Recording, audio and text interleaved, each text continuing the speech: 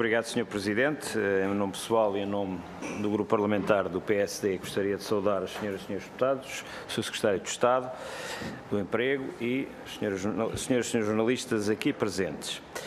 E começava por dizer o seguinte: nós neste processo, enfim, neste processo, tal como na questão, aliás, do despedimento coletivo anunciado no novo banco, temos procurado nesta Comissão chegar, enfim, a entendimentos, estarmos de acordo com um conjunto de medidas que consideráveis e podemos considerar abusivas por parte das entidades patronais relativamente a um processo que é sempre um processo traumático, que é um processo de redução de efetivos numa e noutra empresa.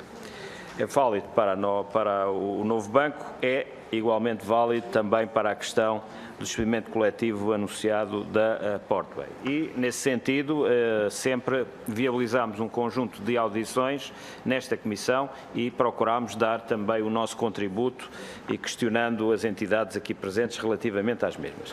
Compreendemos, todavia, que muitas vezes as empresas, por dificuldades conjunturais e processos de reestruturação, tenham necessidade de reduzir os seus recursos humanos no sentido de tornarem-se mais competitivas e, dessa maneira, também não só protegerem a sua atividade, como também protegerem o próprio emprego das pessoas que ficam nessas empresas. E é com este espírito que nós aqui estamos, não alinhando, passo para perder uma expressão, em teorias de que, enfim,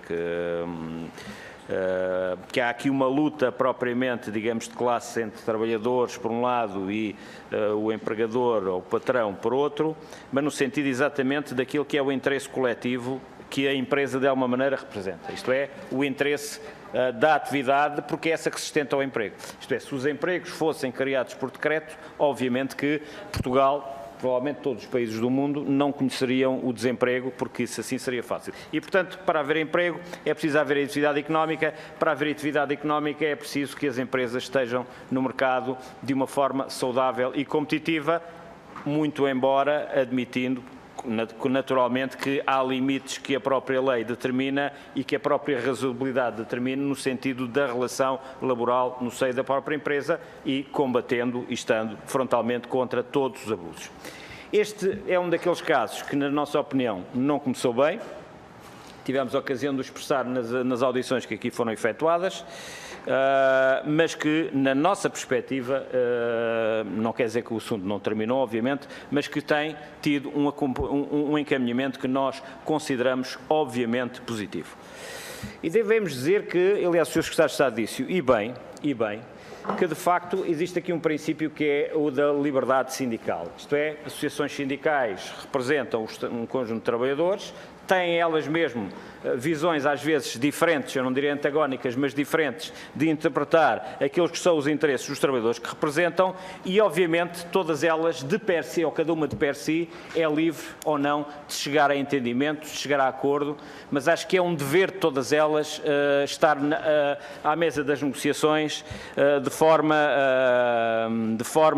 livre e com o interesse único e último de defender os trabalhadores. Gostaria também de realçar e saudar o Sr. Secretário de Estado pelo envolvimento da DGERT. Aliás, na boa tradição da DGERT e aquilo que é a sua obrigação de alguma maneira, ser o facilitador, em termos tripartidos, de uma negociação que, incontornavelmente, é ela mesmo bipartida, isto é, entre os empregadores e os representantes dos trabalhadores. E, portanto, mas muitas vezes é preciso que haja aqui um agente facilitador e a DGERT, na sua boa tradição, tem cumprido esse papel e isso acho que é importante e é de saudar. Também da ACT, embora no sentido de também ela verificar eventuais abusos relativamente à legalidade.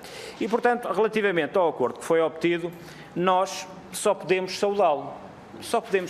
Porquê? Porque resultou da livre vontade das partes negociar, chegar a entendimentos. Obviamente que provavelmente eu acho que houve cedências de parte a parte, como é óbvio numa negociação deste tipo e, portanto, saudamos. É óbvio que não foi o conjunto dos sindicatos. Diremos que é pena. É pena porque, de facto, digamos que aí seria melhor que isso assim fosse. Mas dentro deste princípio da liberdade de associação sindical e da liberdade de negociação, nós estamos satisfeitos com o resultado produzido.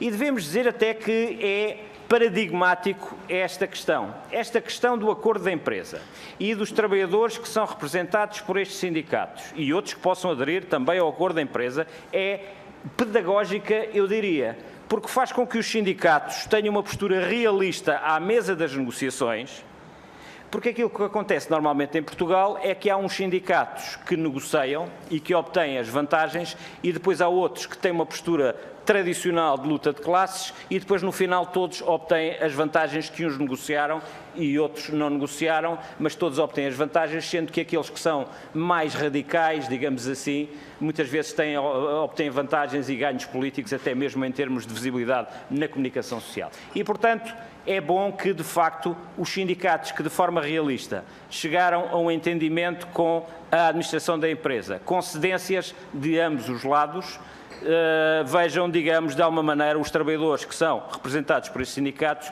vejam premiado, digamos, essa sua atuação.